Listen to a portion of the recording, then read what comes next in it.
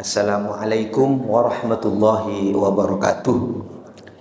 Bismillah, alhamdulillah, wassalatu wassalamu ala rasulillah Sayyidina Muhammad ibni Abdillahi wa ala alihi wa ashabihi wa man tabi'ahu wa walah, amma ba'du. Hadratul muhtaramin, para jemaah sekalian, melanjutkan kegiatan ibadah salat zuhur dengan ta'lim sejenak.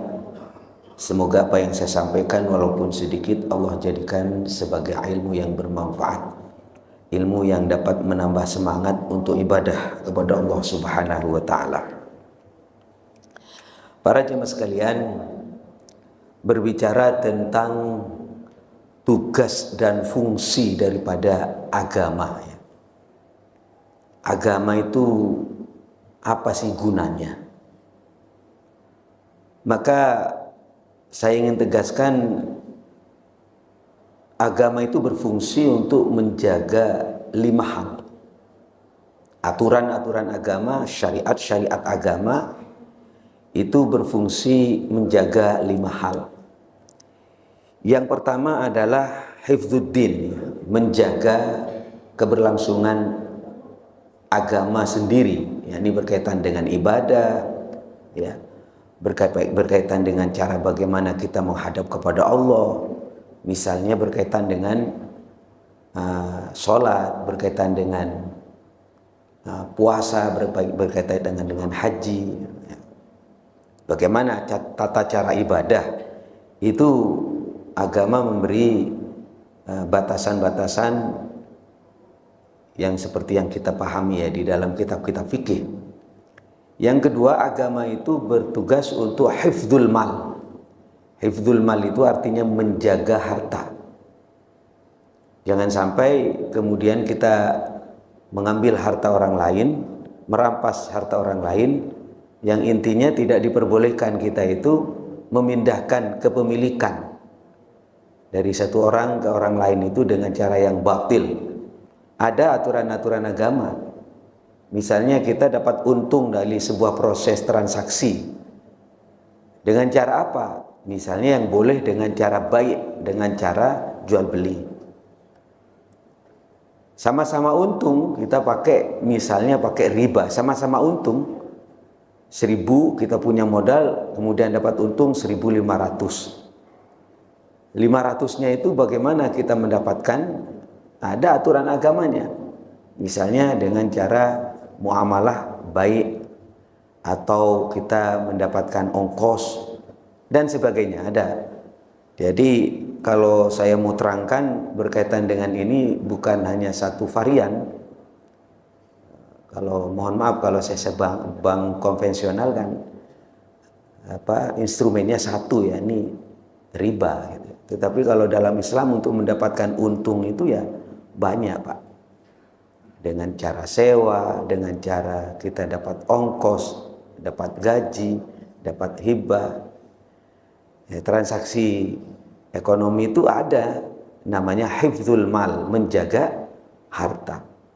Agama juga berfungsi untuk hifdzun nasal, menjaga keturunan. Jadi kita itu pasti menyalurkan nafsu, nggak mungkin kita itu tidak disalurkan. Kita ini punya nafsu, Pak. Yang tidak boleh itu adalah wahawa muttaba, hawa nafsunya dilantur gitu. Punya uang sebanyak-banyaknya, kemudian kita lantur main perempuan tanpa batas, ya sama-sama make, yang nikah make perempuan, yang itu juga make perempuan. Tapi yang satunya kan boleh, yang satunya tidak boleh. Islam itu menjaga agar proses keturunan kita, dan kita ini kan pasti punah ini. Saya dengan bapak selesai ini hidupnya, entah kapan, tapi tidak akan abadi. Maka bagaimana sekiranya keberlangsungan kehidupan manusia itu terus berjalan dengan cara apa, Pak Kiai? Ya dengan cara nikah. Contoh ya, nikah. Jadi kemudian perangkat-perangkat yang berkaitan nikah itu ditaruh di sana. Misalnya kalau orang mau nikah, ya harus ada saksi, harus ada wali, harus ada mahar, dan sebagainya, sehingga sah pernikahan itu. Kemudian ada juga perangkat namanya tolak, ya. Kalau kita tidak bisa cocok, sudah bagaimana sekiranya bertemu dengan baik-baik, berpisah dengan baik-baik, itu namanya tolak. Kalau ingin kembali lagi namanya rujuk dan sebagainya. Itu dalam rangka hifdzun nasal, agar keturunan kita ini jelas binnya siapa, anak siapa dia. Kalau anak kita ini mohon maaf tidak jelas binnya siapa, oleh sebab bin urunan misalnya, binnya itu nggak jelas siapa dia, bapak daripada anak yang ada di dalam rahim ini, oleh sebab sebelumnya tidak ada penjagaan. Makanya Islam mengatur namanya hifdzun nasal. Lah kalau umpama Pak, mohon maaf ini, anak kita satu bangsa ini, Indonesia ini sudah nggak karu-karuan, nasabnya nggak jelas, ini berpengaruh kepada generasi. Makanya Rasulullah SAW menyampaikan bahwa di akhir zaman tanda-tanda kiamat sudah mendekat adalah banyaknya anak zina. Banyaknya anak zina. Nah, di situ mempengaruhi kepada karakter watak. Jadi, maka kalau diambil satu titik, Islam atau agama syariat itu menjaga nasal, menjaga keturunan, sehingga jelas ini anaknya siapa, dan kalau dia lahir akan melanjutkan tradisi bapaknya, akan melanjutkan tradisi ibunya. Kalau bapaknya baik-baik, insya Allah anaknya baik. Kalau ibunya orang baik-baik, insya Allah anaknya baik-baik.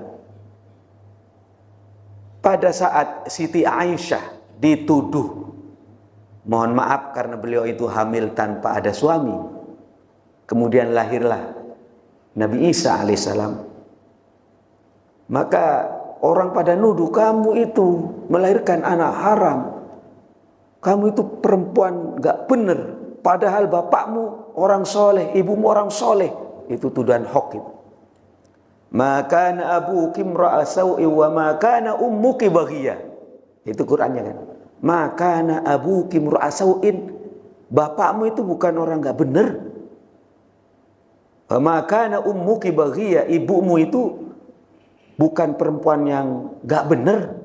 Kenapa punya anak kamu nama Aisyah kemudian hamil tanpa suami? Artinya apa?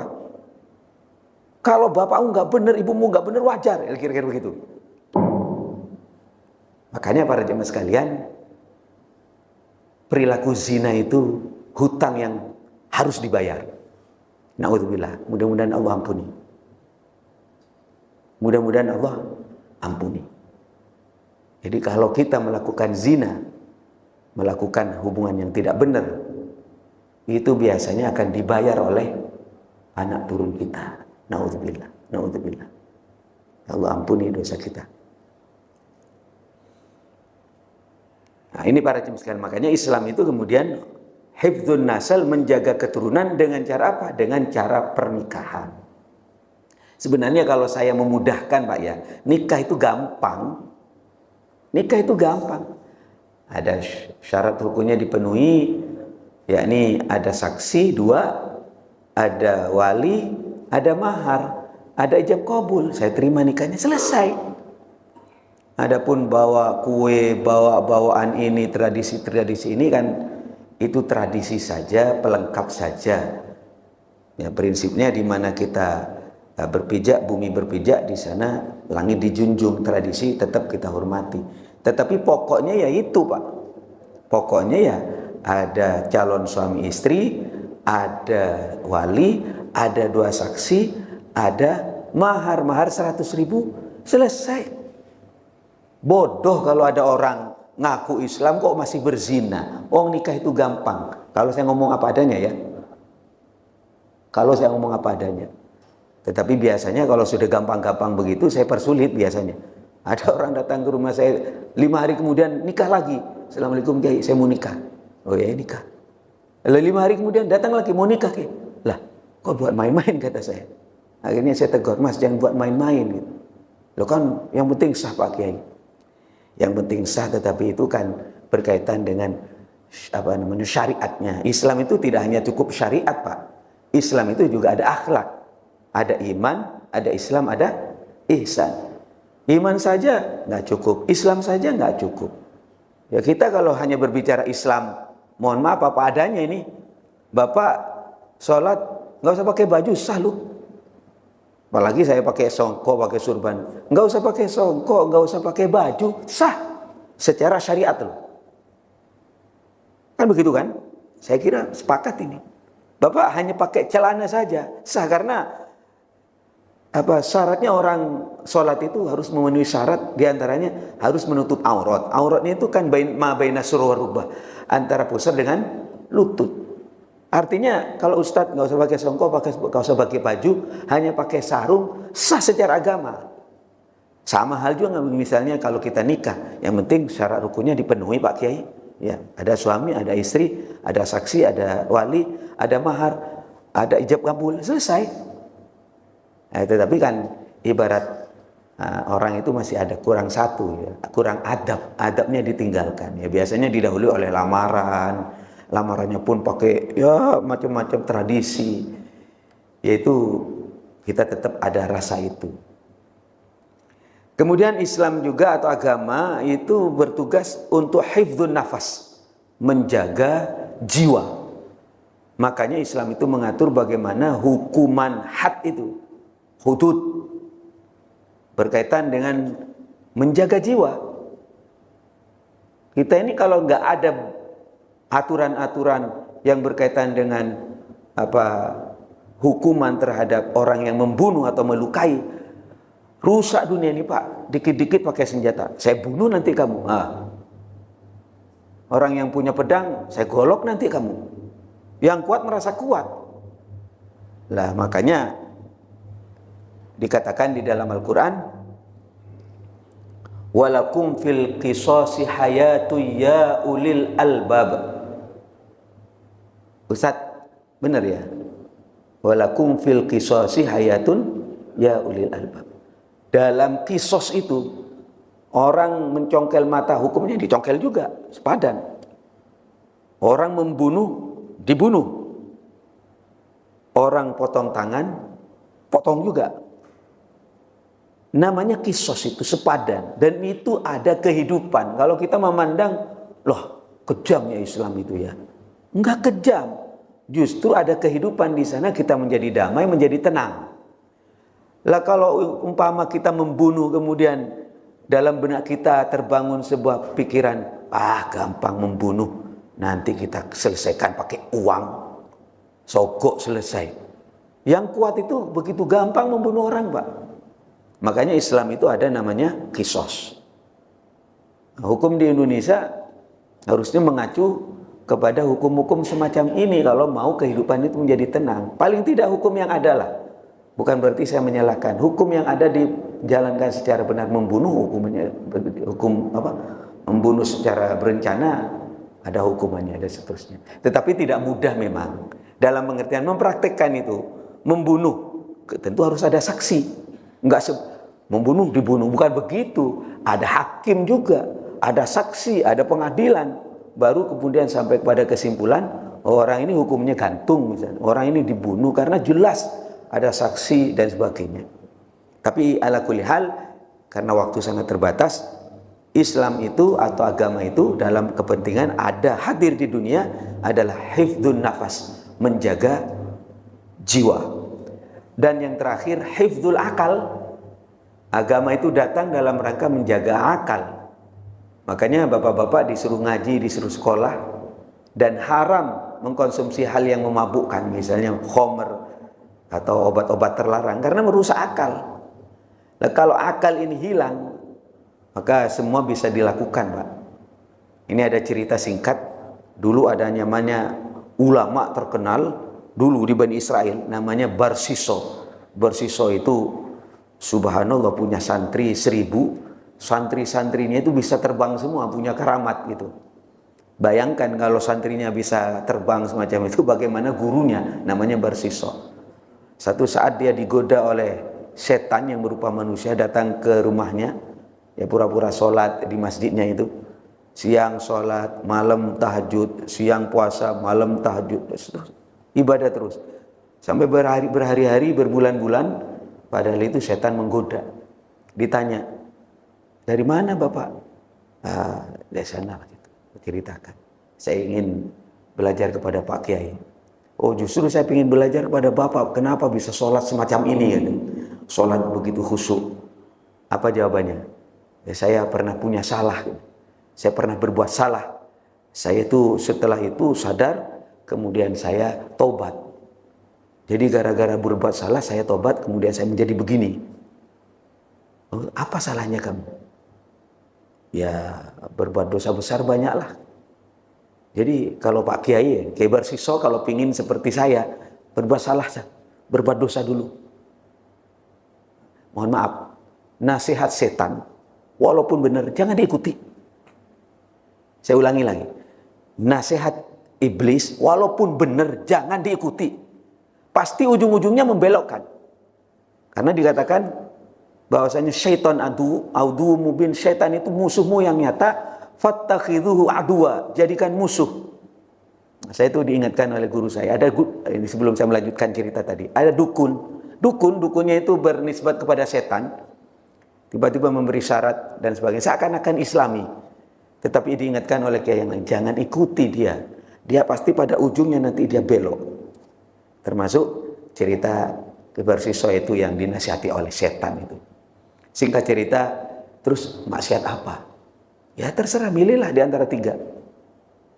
Apa? Minum, membunuh, zina. Gak bisa kalau 3-tiganya, salah satunya lah. Ya Pak Kiai kalau ingin berbuat dosa, membunuh saja. Gak mungkin lah saya membunuh. Zina, gak bisa, saya gak bisa. Saya ini kan ulama. Gini aja, yuk ikut saya ke diskotik ini. Gitu ya. Minum gelas saja. Minum. Dibawa Pak. Ya namanya kiai, ulama nggak pernah pegang botol, nggak pernah minum keras. Minum sedikit saja langsung mabuk. Lah itulah Pak, pentingnya akal. Mabuk, hilang akal, kemudian pelayan di sekelilingnya itu ada anak masih muda, dia ketakutan, kemudian ada perempuan, mohon maaf karena sudah hilang akal, dan bangkit syahwahnya berzina. Setelah berzina, celingak-celinguk, lah gak ada orang ya, gak ada yang, ada anak muda ini. Akhirnya dia ketakutan kalau sampai dia itu buka rahasia saya bisa viral saya. Nah ini yang dilakukan, anak muda itu dibunuh, dia melakukan zina, dia membunuh. Gara-gara apa? Gara-gara dia menganggap bahwasanya minum khamr yang bisa menghilangkan akal itu dianggap remeh. Padahal dikatakan bahwa al-khamru ummul khaba'is. Khamr itu sumbernya, biangnya kejahatan. Kalau sudah minum khamr, hilang akal. Kalau sudah hilang akal, semua bisa dilakukan. Contohnya ulama namanya Barsiso itu. Akhirnya mati su'ul khotimah. Belum sempat tobat sudah mati, na'udzubillah. Ini para jemaah sekalian, ini cerita sekedar. Makanya dalam Islam itu tidak awalnya khamr itu diperbolehkan awalnya, karena tradisi di Arab di lingkungan Nabi Muhammad SAW itu biasa minum khamr. Tapi ketika mau sholat, para sahabat itu belum sempat hilang mabuknya, akhirnya sholat sambil mabuk, ngelantur. Nah, baru kemudian dilarang sedikit demi sedikit. Itu Islam ya Pak ya. Dilarang sedikit demi sedikit. Innamal khamru wal maisur la taqrabus sholatu antum sukaro. Ini larangan pertama. Kamu jangan mendekati sholat kalau kamu dalam keadaan mabuk. Oh ya, akhirnya mereka itu ketika mabuk tidak minum khamr. Tapi selanjutnya Islam tegas. Ketika mereka masih minum khamr dan ada juga yang mabuk, langsung tegas Islam mengatakan innamal khamru wal maisir rijsum min amali syaitan. Khamr dan judi itu adalah kotor dan itu adalah perbuatan syaitan. Fatak itu maka apa? Fajatanibuh, maka jauhkan. Nah, ini berbicara tentang Islam berkaitan tugas-tugas daripada agama. Makanya para jemaah sekalian, ayo, ini karena waktu terbatas saya agak buru-buru jadinya. Ngaji begini nih lama Pak, kemudian kita pelajari namanya kita fikih muamalat, fikih munakahat, fikih ubudiyat, fikih jihad dan sebagainya. Panjang itu, kitabnya tebel-tebel. Tapi pokoknya di situ, bagaimana Islam itu mendatangkan maslahat kebaikan bagi akal, bagi jiwa, bagi keturunan, dan bagi agama, dan bagi harta. Ada 5 itu. Maka mari jangan suudzon ya, jangan berburuk sangka kepada agama. Wah, agama itu memberi aturan macam begini, ribet, repot, masalah puasa lah, masalah zakat lah, masalah haji lah. Nggak ada yang ribet. Dan semua itu dalam kepentingan maslahat kebaikan dunia dan akhirat. Nah, cuma karena akal kita ini terbatas, ya seakan-akan Allah itu merepotkan kita. Enggak ada yang direpotkan. Justru Islam itu mudah. Misalnya mohon maaf ini, bukan fatwa ya, tapi sekedar cerita saja. Kalau Bapak perhatikan hukum fikih yang normal, kita ini bisa bisa menjamak dan mengqashar sholat kalau sampai kepada masafatul qasri, sampai kepada bolehnya mengqashar. Misalnya kalau saya ngomong 90 km lah, atau 80 sekian lebih, ya saya genapin lah 90 km misalnya. Itu yang normatif. Tetapi ada pendapat yang mengatakan bahwasanya yang penting kita itu musafir gitu. Kenapa? Karena musafir kalau kita perjalanan kan repot itu Pak. Kita ke Kalimantan bisa 1 jam Pak. Kalimantan Timur, Kalimantan Tengah. Dari bandara atau ke daerah yang paling dekat, ke Jogja misalnya, dekat 1 jam. Tetapi terus terang saja, kalau lagi musim demo atau musim kampanye, itu jalanan macet luar biasa. Bisa 2-3 jam, bisa 4 jam. Hanya dalam jarak tempuh misalnya saya dari titik ini ke Senayan. Dalam keadaan situasi yang tidak menentu. Maka saya akan mengatakan, untung ada pendapat ulama yang berdasarkan Quran dan hadis juga yang mengatakan bahwasanya yang penting kita sudah musafir. Musafir boleh kita menjamak sholat. Paham maksud saya? Jadi jangan dipahami pendapat ulama kok macam. Pendapat ulama itu rahmat, asal jangan dijadikan dasar untuk memain-mainkan agama. Saya bilang tadi, oh nikah gampang. Ya gampang, tapi jangan buat main-main. Jamak sholat, menyatukan sholat zuhur dengan asar karena waktunya. Tidak mungkin saya di dalam mobil jadi sopir sendiri, nggak mungkin turun. Bagaimana ini Pak Kiai? Ada doh pendapat yang mengatakan bahwasanya yang penting mutlaqus safar. Yang penting dia perjalanan. Jadi tidak mengukur jarak. Tetapi ini bukan fatwa, hanya cerita.